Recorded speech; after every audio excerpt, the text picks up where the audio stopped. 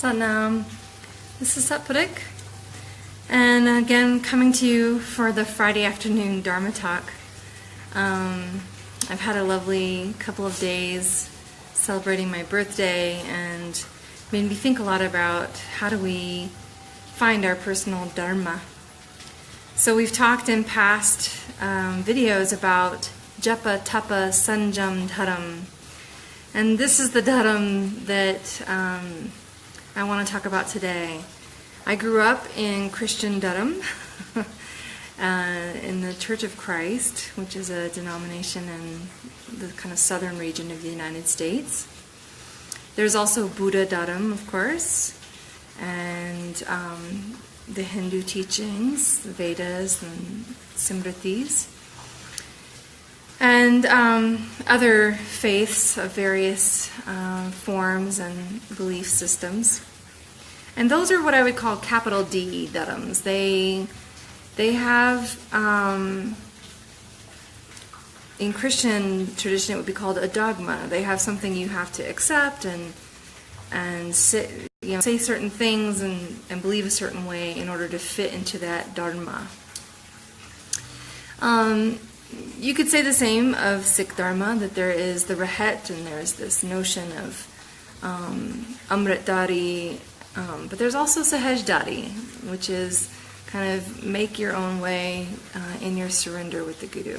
So how do we relate to ourself, to our own soul's purpose and why we came here within this larger umbrella of these bigger faiths? With Christian Dharma, I rejected it out of my own decision to not be a part of something that didn't include everyone.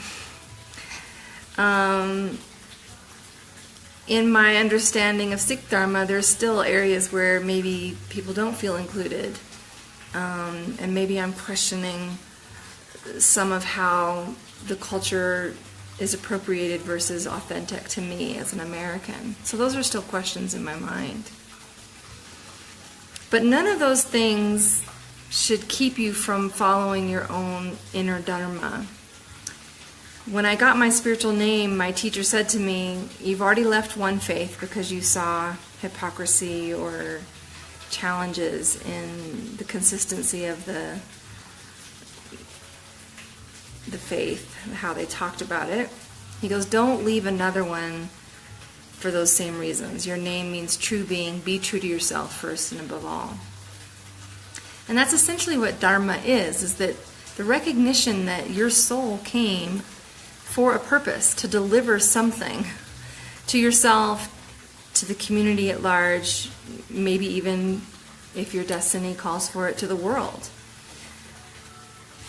And so you either surrender to that personal Dharma, that path, that calling, or you spend your life resisting it, honestly, and looking outside of yourself for guidance, for understanding, for truth. When what we know as yogis of the mind is that everything projected outside of us is just a reflection of our own mind. And how we perceive the world, how we relate to the world, how we relate to ourselves is again an internal process. So the reality of your Dharma is that you can't escape it. In this particular practice that I hold, we come back again if we don't fulfill it, right? So there's no getting out. There's no exit. And whether you believe in that particular part of this particular path or not, we still have so many breaths. And you have so much life prana to materialize in this world, in this lifetime. And it's super important that we understand that what we don't do is a choice as much as what we do practice. And that's what I'm confronting within myself. If I know that I have this calling, if I know that I have this true path, which is essentially what Dharma means, a true path, that's true for me, it may not be true for you. But if I'm unwilling to bow to that internal reality, then all the practices in the world, and as the Guru says, all of the pilgrimages, all the fasts, all the rituals, all the sacred baths, all of that's empty if we aren't practicing from the true central core of our own reality. And I think Yogi Bhajan, this is what he meant when he said, just be you. Just be you. There's nothing more to accomplish. There's nothing more to give to the world than your own soul and your own calling.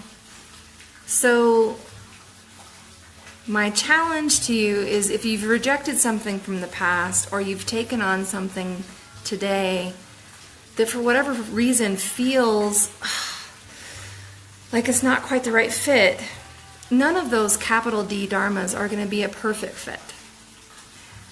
The practice of surrendering to them is a wonderful way to really purify yourself. It's that tapas part of the japa tapa.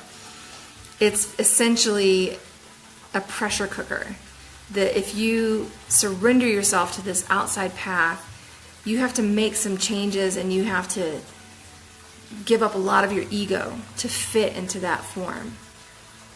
And then once you've done that practice and you've reached that notion of surrender and that space of really letting go, most of us find that there's something more that we still have to deliver to ourselves. And that's our Dharma, little d, our own true path. It doesn't mean we have to reject the symbols and the technology that delivered us to where we are. But it does mean that if we don't find our own true way through it, inevitably we will reject it, because we're rejecting an essential part of ourself. So my prayer for you and my calling to myself is simply to be myself, to be true to myself. And whatever the form, find the delight, find the expression, find the truth that's yours within it, so that you can really flower and blossom and generate this beautiful fragrance that calls others to your path, your Dharma, and helps them find their own. Thank you so much. Satnam. Have a beautiful weekend.